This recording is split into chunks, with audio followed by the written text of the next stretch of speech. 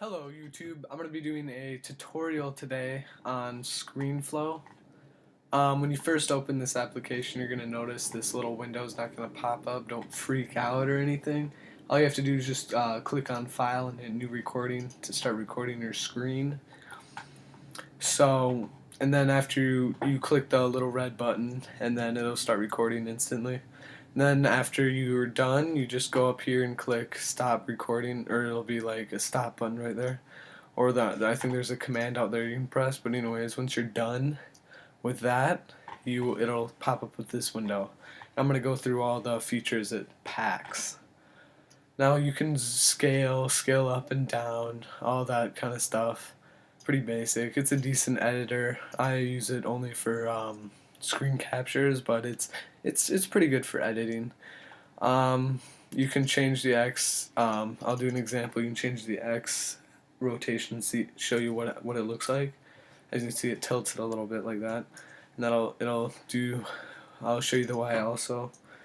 Show what it looks like. Just give you a little view of what it does. It'll tilt it that way, and then the Z. I'll give you a little. Okay, whoops. I'll give you. Oh, sorry about this. Move that back to 0. Then I'll show you what Z will look like. We'll tilt it sideways like that, and yeah, there you go. You can go into negatives too, and opacity. That's pretty basic. Keep it at 100 for now.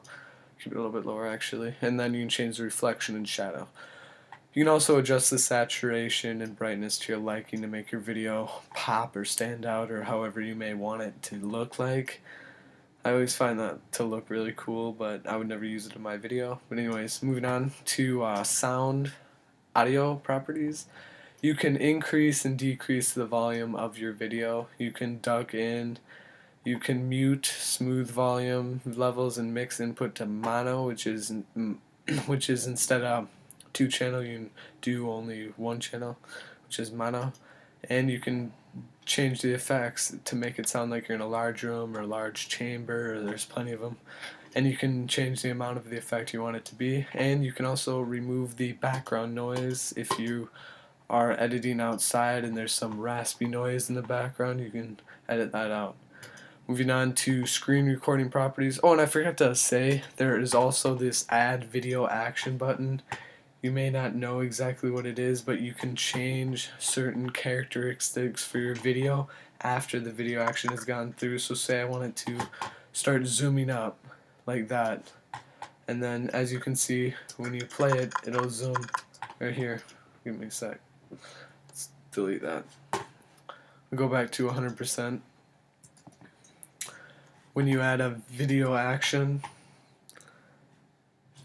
then you can change it to 500% and say you want it to be after that.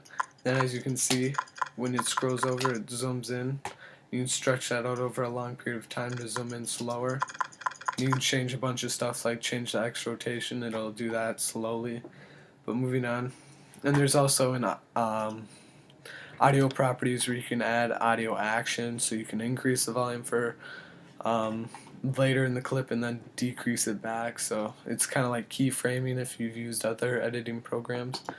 Moving on to screen recording properties, you can also do add screen recording action also, and you can do a little radar effect. As you can see, when I do playback, you can see this little radar effect. That's what it kind of looks like.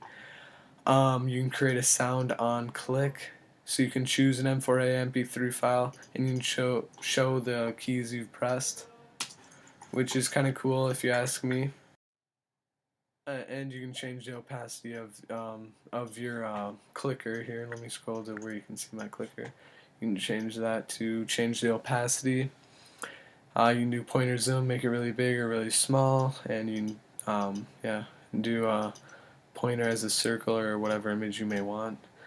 And yeah, you can change the click sound to an M4A, MP3, WAV file. And moving on to call properties, you can add a little call out for a short period of time. When you scroll over it, as you can see, there's a little spotlight where my mouse is. You can blur it, you can make the border bigger and stuff like that, and zoom up. There's different stuff you can mess around with, and you can add an annotation, which is arrow shapes and stuff like that. So you can see there's a little arrow and it'll pop up way up here. I don't know why. Move it down a little bit.